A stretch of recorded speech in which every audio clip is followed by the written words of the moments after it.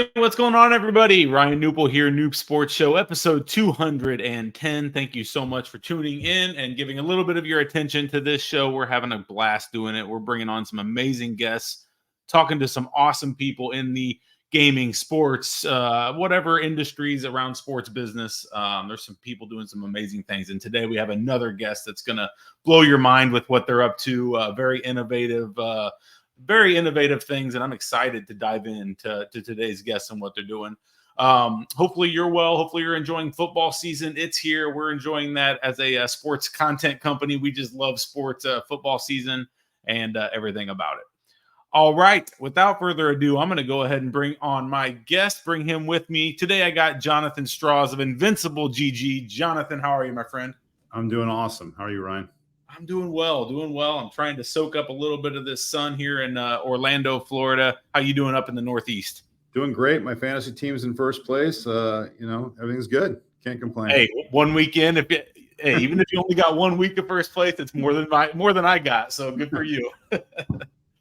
That's amazing. Awesome. So let's dive in. We're going to dive into Invincible GG, but first I want to hear a little bit about yourself. I want to hear what your career has looked like leading you into what you're doing today. So why don't you dive into you and we'll learn about Jonathan. Yeah, sure. I mean, it's been a long journey to get here. I was undergrad Duke, born in Boston, diehard Bostonian sports fan. Duke undergrad, Wharton Business School. Spent many years at McKinsey & Company doing strategy consulting all over the globe, mostly in emerging markets and technology and energy. Started my first company, 20 plus years ago now. This is my third company. I've really just always enjoyed technology, always enjoyed gaming, always enjoyed sports. After I sold my first company, I really started to focus on things I was personally passionate about. Video games is one that I've been crazy about since I was a little kid. But more so, always struggle with them.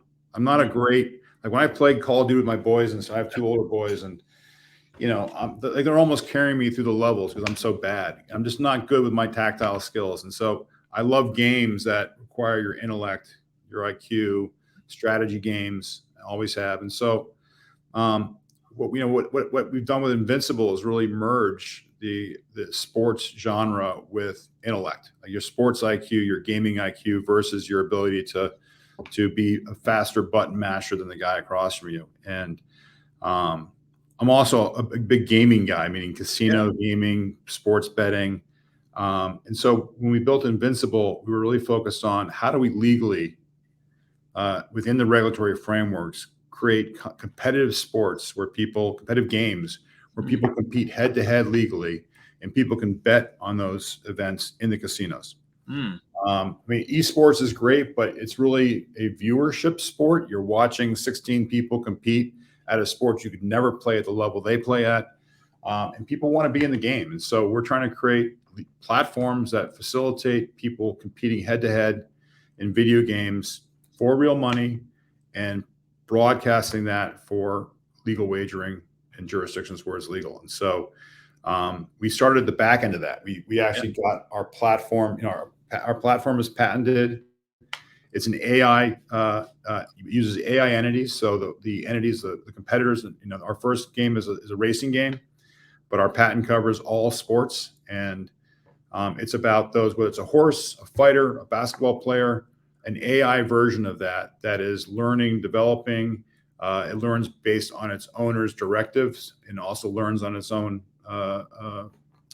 decisions, its own experience in events. And how do you have those AI entities compete in an environment that's being broadcast for betting? So those events are, if you and I are playing a race of like 3 or 4 horses from our stable against each other, we're playing for real money because it's a skill event, and we're broadcasting that race to casinos for people to bet on. Wow. So we work backwards. We're the only, our technology, we're the only regulated and approved and licensed creator of virtual parimutuel based virtual races where people can bet via parimutuel systems. We're the only AI technology that's ever been approved in Nevada. So where the outcome of an event is based on the actual competitors competing real time via AI technology versus an RNG, a random number generator. Sure. That took us almost a decade to get approved in Nevada. And we have a long operating history of delivering virtual sports, and now we're delivering in a few weeks the mobile side of this, where people can own, manage, develop, train, race their horses. In the future, it'll be basketball and fighting, but today it's horses. Well, I was going to ask that, but yeah, thank you for. I mean, you're really making my job easy here. We went right in, talked about what you're doing at Invincible GG. So thank you. Very innovative and future based stuff that you're doing here. You're talking a lot of AI. I see the word NFTs. I see some of this stuff that's very like innovative. Before we really dive even deeper into what you're doing here, is that just something that really interests you, like the future of tech and things of that nature? Or how did you really get into that? I guess I just call it the future of tech side of things. Yeah, it's well, candidly, anytime you use the word AI today or you use the word NFT, it's both probably more of a curse than a blessing, but it's both, I guess. We don't throw the things around lightly. Sure. But no, AI is something that it's more about, and I'll give you a quick detour here. Something I've always been interested in is simulation and prediction models. So when I was at McKinsey and working in the oil and gas industry, doing things like trying to predict global supply and demand of oil or gas or regional supply of gas based on using very advanced genetic algorithms and solver technologies, and the beginning of learning systems this is back 2 decades plus ago, and that was intriguing. And then I got really involved in sports betting and built a company and systems with a partner of mine from McKinsey, where we predicted baseball games based on back before Moneyball was even published, and back before all the huge fantasy market. We were taking baseball stats and predicting totals and predicting money lines based on what we saw as overlays in the market that were available because people had basically misunderstood what was happening. Sure. And we then began developing, we took it from an Excel model to a SQL-based model. We started having the system learn on itself, creating our own learning algorithms. And this is, again, early AI stuff. And so how I came to this, there was a company in the UK that was owned by Telewest and a game developer called Viz Entertainment, called Viz ITV. It was virtual racing over interactive television.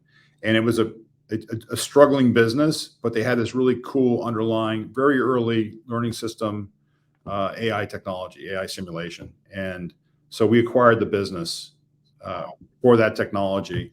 And our mission since then, and that was more than a decade ago, that our mission since then was, how do we create live virtual events where the competitors are actually competing, and they're competing because they have intelligence. And it's been a journey, because it's not, it's, everyone's focused on AI because of ChatGPT and all the things they can do. But the fact is, it's pretty, the concepts and the tools people have been using in development have been there for a long time.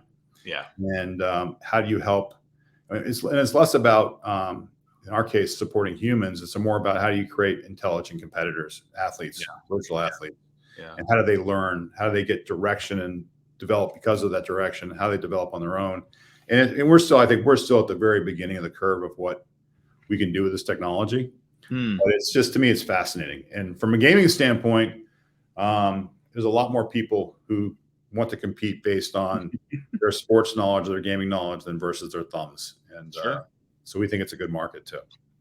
Absolutely. So let's dive into the horse racing game that you guys have created, because that's really the first one that obviously you're moving into other sports and things of that nature. But I want to dive into the horse racing game and really talk through how it works. Like, talk through the, from beginning to end. Let's talk about, let's dumb it down for myself, who's just trying to wrap my head around it all, right? Because some of us were really, want to see how this works. And so tell a little bit how the horse racing game works in your platform. Yeah, and just a quick caveat that we chose horse racing, A, because it was the core engine that we acquired, but B, people don't realize it's a massive global sport. It's the second or third most bet upon sport in the world, and it's the second or third most viewed sport in the world. And what's cool about it is everyone operates off the same platform. So there's only a few totes in the world. They all communicate with a common system.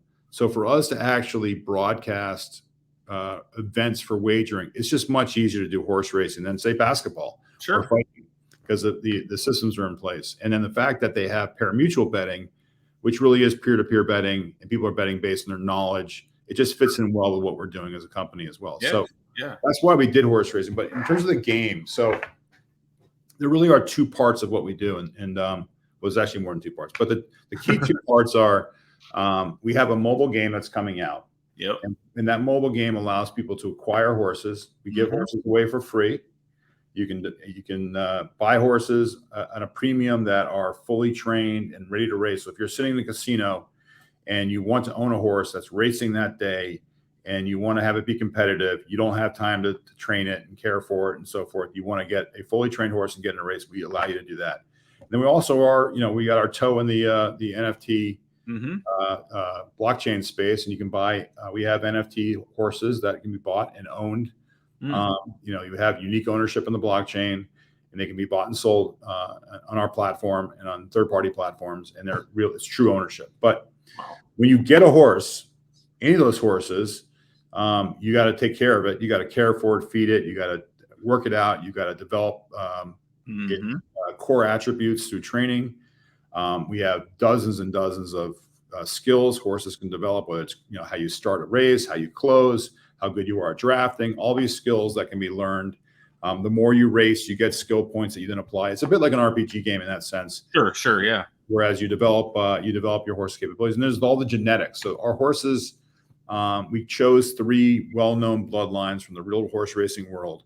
We basically have doing a bunch of regression analysis, figured out what traits these horses have. We created our virtual bloodlines based on these horses. And so breeding is a really important part. If you want to go from having, let's just say in your stable, you've got a couple of good sprinters and maybe a good distance horse. If you want to get down to a really good kind of Breeders' Cup quality miler on dirt, you got to get there by breeding. And you got to make sure you're matching your horse with the right other. It's only peer-to-peer breeding that happens in the blockchain. So you have to have NFTs to breed, but it's a really critical component of our game of how you elevate your stable to being world class. Those are all things we're doing from a horse development standpoint.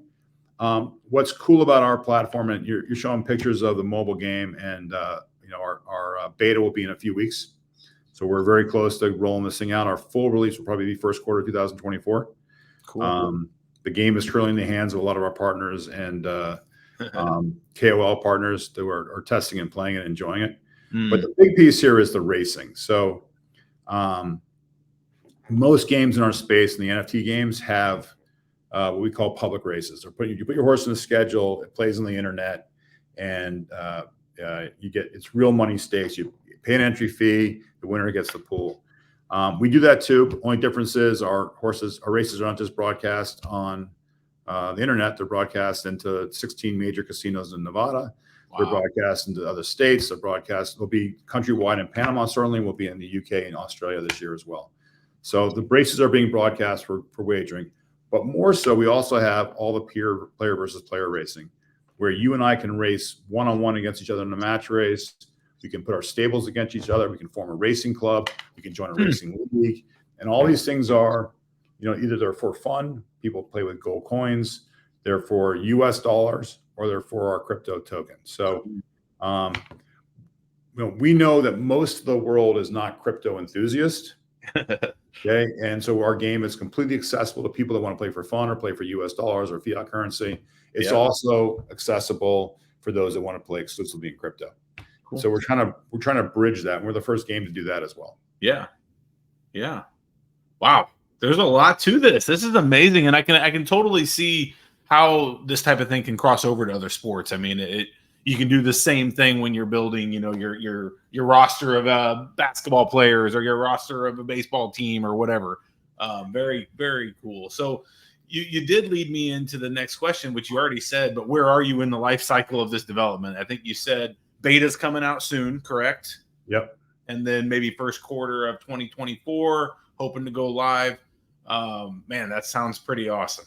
Yeah, I mean, the hard part, which is the AI-based simulation of races being broadcast in the casinos and tracks and OTBs and so forth, that's out there. It's out there. It's fully approved. It's been working for a long time.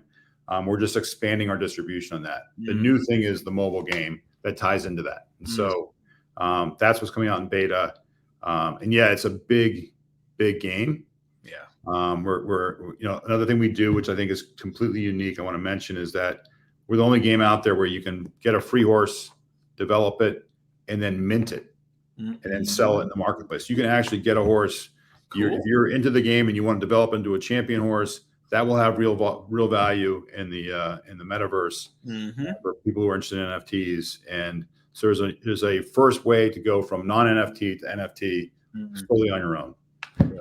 And so, and for next to no, I say next to no cost because we do charge a small transaction fee to make that happen. Sure. But it's pretty de minimis. Sure. So if somebody wanted to be a part of your beta, customers looking to get a part of the beta or even just be a part of the app once it comes out, where do they go? How do they get a hold of that? Yeah. So the best place to go is to go to our Owners Club game website, which is ownersclub.invinciblegg.com. Okay. And if they sign up there now, it's an early sign up bonus. They have an opportunity to be in the beta. And if they decide to take the next step, which is we'll be selling our maiden set of NFTs, and the NFTs in our world are the rarest of the horses in our game are NFTs. And so we're basically doing a lottery where you sign up, everyone pays the same fee, and you may get the super horse, you may get a good horse, but people that participate in the NFT sale will have an advantage in getting into the beta as well. Very cool. That's awesome. So then the future of this, I mean, obviously, you want Owners Club and the horse racing side to succeed first, but then it's a matter of new horses, right? New sports coming out and launching new things. Talk about the future a little bit for Invincible GG and what that might look like. Yeah, there was two tacks. So we're a company that's completely bought into. I already mentioned we don't do things in gray areas. We follow the rules, and one of those rules we have to follow is that we respect people's IP. We respect the horse racing industry. We want to partner with the horse racing industry. We'll be announcing a bunch of partnerships in the months ahead, where we actually have a version of our product we distribute at the track on race day. People get virtual horses in the stands. The races are running at the track. And our goal obviously is to bring those people into our game. So we're partnering with some of the biggest brands in racing. You'll see this across the entire year of 2024, where we're doing these type of events. And we're basically working with the racing industry and sharing revenues with the racing industry to help them bring in younger demographics. So that's one major push we have going on in the future. The other is we definitely will be moving into other sports. And you already mentioned it. I'm a Duke guy, so basketball is in my blood. We will be doing a 3-on-3 basketball game where if you think about that opportunity you have, first of all, you have incredibly relevant historical athletes that there can be multiple AI versions of. There's people creating their own AI athletes, but the whole process of developing a team, developing complementary skills on a team, deciding what kind of D you're going to play, what kind of offense you're going to play. And we focus on the 3-on-3, by the way, because we think it's a kind of a faster paced, more fun version, especially for the gaming environment.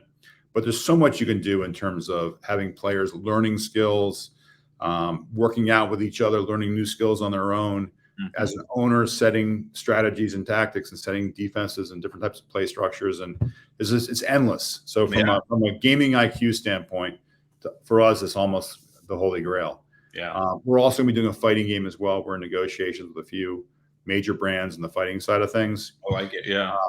But one thing I want to say is that we're not trying to recreate the wheel either. We think our core strength is the platform we've created, the ecosystem of the AI simulation, how we broadcast that legally for wagering, how we have connected to the blockchain, and how we create these systems where people manage their entities with their intellect, not with their thumbs. And There's a lot of great sports content and sports content companies that we're looking to partner with and in discussions with.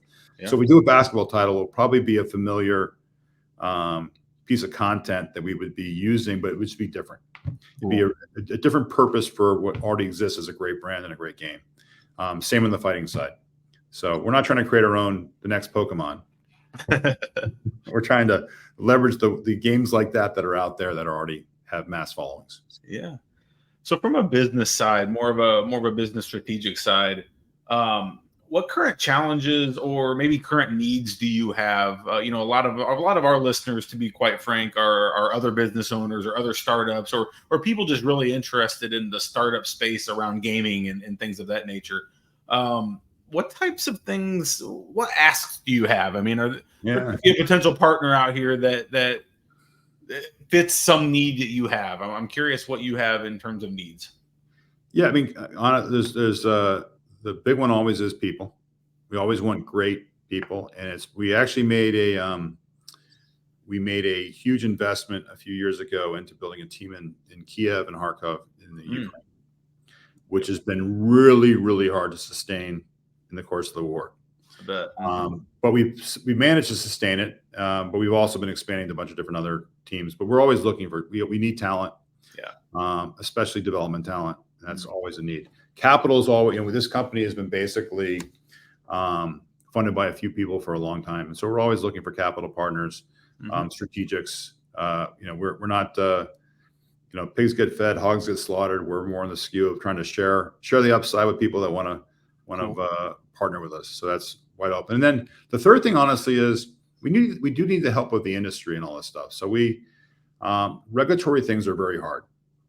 Getting every new state we add in the United States is a major endeavor. And so having incumbents like the major horse racing companies, the major gaming companies that help us in those states, it just makes life much easier. Sure. And so also that's true on the international basis as well. So we're always looking for partners, and we're blessed by having a bunch of really, really great partners already.